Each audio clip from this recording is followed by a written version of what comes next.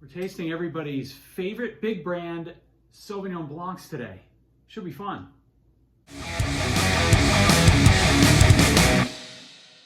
Welcome back to Drinking It In. I am your host, Chris Casara. We're here to help you know more and drink better.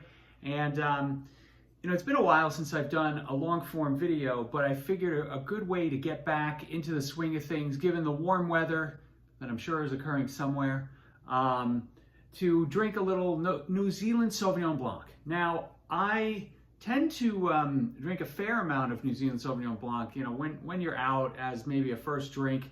But when it comes to drinking at home, I usually stick to my favorite, which is a Grey Wacky, is the name of the wine brand. And I don't really explore the big brands, but everybody loves them. So I figured I'd try to see what all the hubbub is about. So I have here a Kim Crawford Sauvignon Blanc, a Matua Sauvignon Blanc, and an Oyster Bay Sauvignon Blanc. These are all from, are they all from Marlborough? I believe they're all from Marlborough. Yes, they are. I haven't really had much experience with these wines at all recently. The Kim Crawford I had several years ago. Oyster Bay I may have had one glass a while back, and Matua, I think I had bought a bottle maybe 10 years ago, had it at home. So it's about time. So, over the last 10, 15 years, New Zealand Sauvignon Blancs have really become, the darlings of the wine world, right? If you're not, people are always drinking loads of this stuff. I think the other, this is Monty. He's smelling the Matua that I just poured.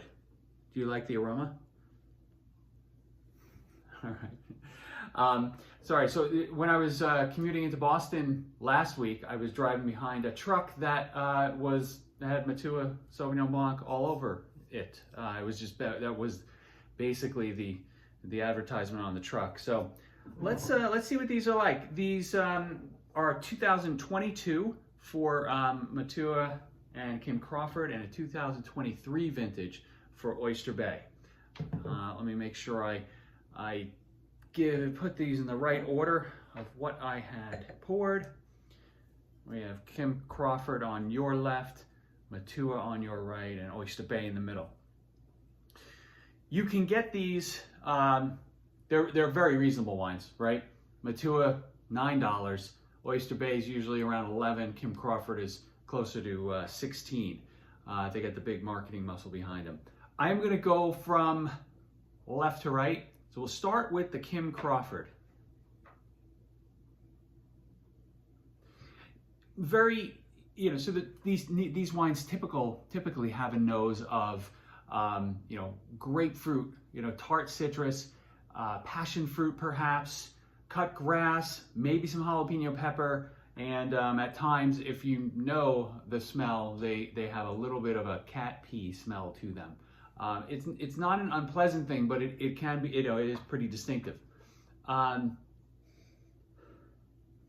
This is actually a little more muted than I expected. It's a pretty pleasant nose. There's a little grapefruit. It's not, that you're getting that nice grassy note. It smells light and friendly. All right, let's give it a sip.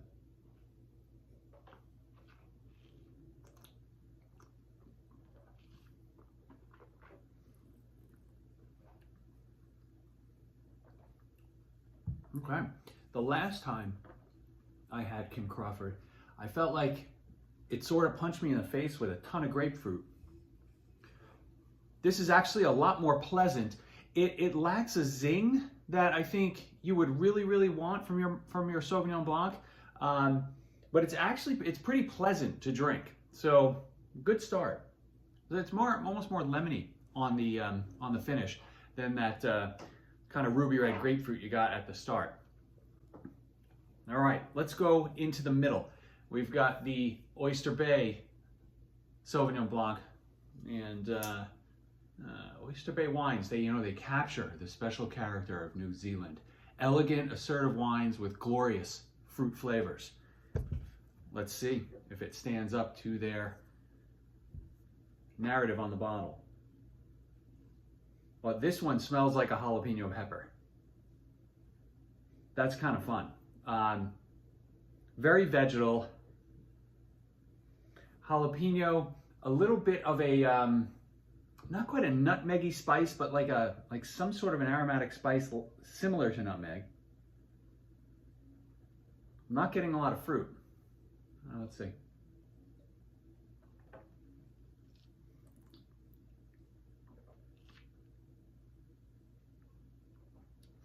Yeah, this one's almost a little perfumey, a little grapefruity on the palate. Definitely has a spice. Actually has a spice. My tongue is tingling a bit. Totally different than the Kim Crawford. Actually, quite pleasant. And it's funny. You hear some surprise in my voice. I was expecting much more aromatics. Yeah, good work. Aromatics from these bottles, and they're really behaving quite nicely. All right, on to the Matua 2022. The meaning of Matua, by the way, is head of family in the Maori language. How about that? And I like that they are pairing it. They're enjoying it. They're saying enjoy it in the sunshine with anything from the sea. That's a wine pairing that's applicable to all these. Okay, this Matua smells like water. Maybe is my nose clogged or something? Do I have a head cold? Very, very muted. Not much going on in the nose at all.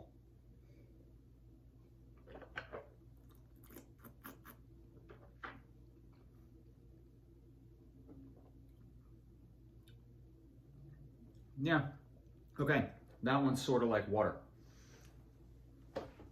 All right, this was fun. So I guess, in full disclosure, I came into this episode feeling like I wasn't gonna really have a lot of kind words on these, to be honest. But, I know that everybody loves these wines across the board, and you can see why. They're not necessarily my speed. I want a lot more flavor out of the Kim Crawford. Same thing applies to the Oyster Bay and Matua. I don't know what the heck happened to this one over the years. It used to be much more expressive. But they're all, you can tell why people love these wines. They are easy to drink, and, when the weather's warm outside or you're by the pool, you could easily see this being a perfect drink. Now, if I were ranking these in terms of my favorite, bring up the rear is Matua. I think Kim Crawford would be number 2, and number 1 would be Oyster Bay. It was a much more unique, set of flavors and aromatics with that jalapeno pepper making a real strong appearance. That being said, I don't know that I would buy any of these again, just because you can get Sauvignon Blanc wines for a few dollars more that just blow these away. But let me know what your favorite Sauvignon Blancs are in the comments. They don't have to be from New Zealand, right? Maybe you like drinking Sauvignon Blanc from another part of the world, and that's something we should explore together. Thanks for joining. That's all I got. Cheers.